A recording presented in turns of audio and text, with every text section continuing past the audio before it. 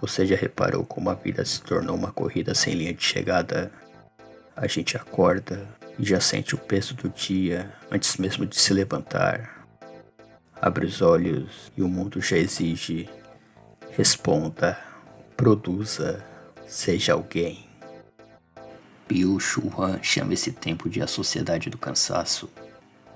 Um tempo que a liberdade virou prisão e passou a nos oprimir de forma silenciosa. Sem gritos, sem algemas, apenas com uma voz mansa, mental dizendo: você pode tudo, você dá conta de tudo.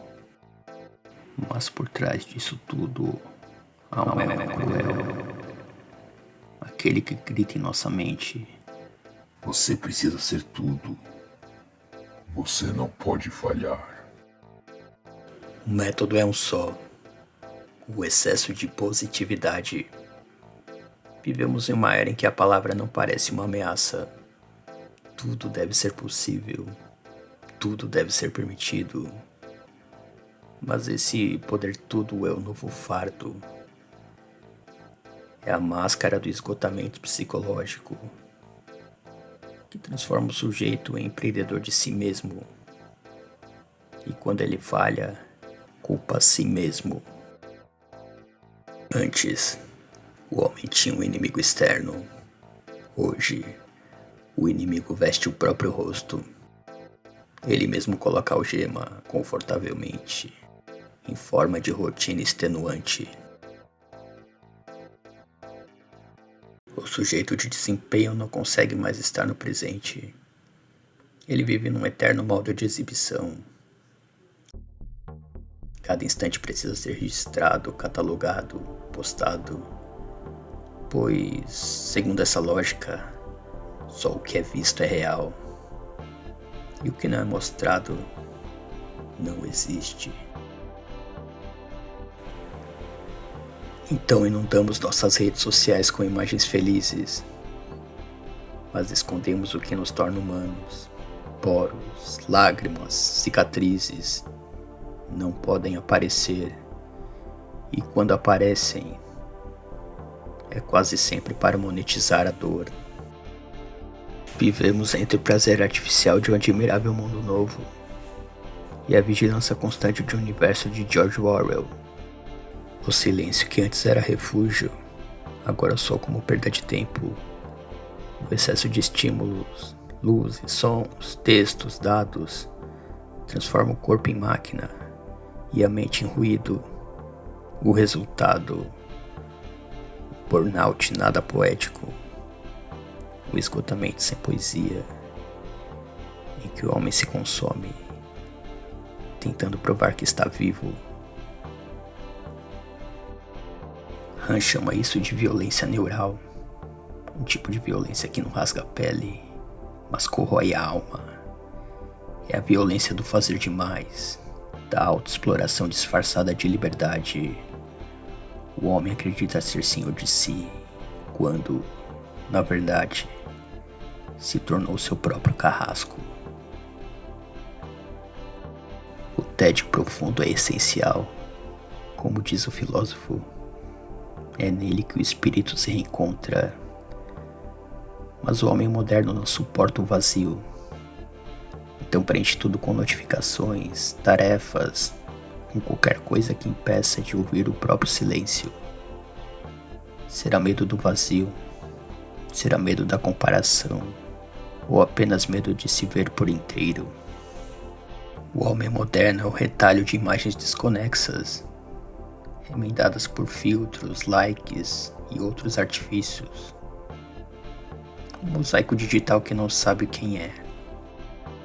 E assim ele se consome. No escritório, a escrivaninha vazia de Bartleby, o escrivão, se torna símbolo desse vazio absoluto. Nada a escrever, nada a desejar. Só o eco da frase: prefiro não. Uma recusa à engrenagem, um gesto mínimo de quem já não quer jogar o jogo, mas também o reflexo trágico de uma alma que perdeu o impulso de viver. Então o que resta é o cansaço. Mas Han diz que há dois tipos de cansaços.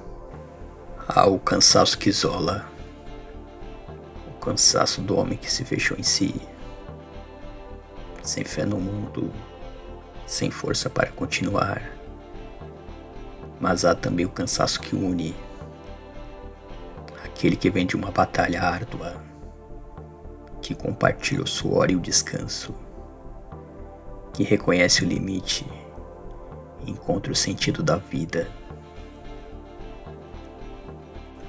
E esse último cansaço é o que precisamos reencontrar, aquele cansaço humanitário, solidário, que nos devolve o direito de parar, de olhar para o horizonte sem culpa, de respirar sem pressa, de simplesmente sentir e acreditar, mesmo cansado, que o mundo ainda pode ser um lugar melhor. Talvez hoje o símbolo da resistência não seja tanto ação, mas somente um momento para não fazer nada, apenas sentir, olhar para si, sem pressa, deixar as respostas fluírem como o vento.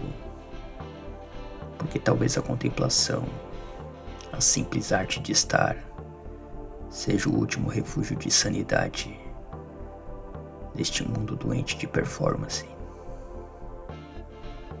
Talvez este vídeo seja antiprodutivo, num tempo que todos vendem fórmulas, coaches prometem sucesso em 10 passos e frases de efeito tentam tapar o abismo.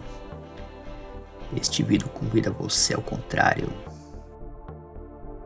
Pare um pouco, respire fundo, sinta o próprio corpo, o próprio tempo, e se isso fizer sentido para você, envie esse silêncio para alguém, compartilhe o descanso, espalhe a pausa. E você, quando foi a última vez que apenas olhou para o céu?